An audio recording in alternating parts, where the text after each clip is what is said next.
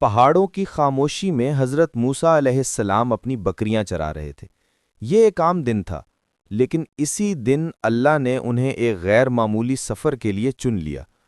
جب وہ کوہ طور پر پہنچے تو وہاں اللہ کی خاص تجلی ظاہر ہوئی، ایسا نور جو دل کی گہرائیوں تک اتر جائے۔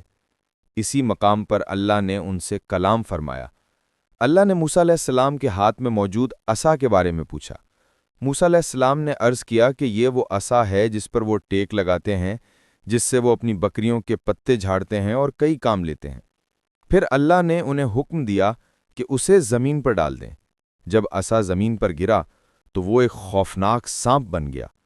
یہ منظر دیکھ کر حضرت موسیٰ علیہ السلام گھبرا گئے اور پیچھے ہٹ گئے، لیکن اللہ نے انہیں تسلی دی کہ وہ نہ ڈریں، بلکہ اس سانپ کو دوبارہ پکڑ لیں۔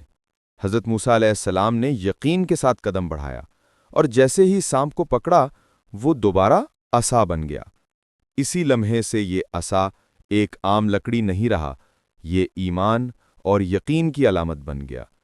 یہ واقعہ صرف موسیٰ علیہ السلام کا نہیں، یہ ہر اس انسان کے لیے ہے جو مشکل میں اللہ سے ڈرتا نہیں بلکہ اللہ پر یقین رکھتا ہے۔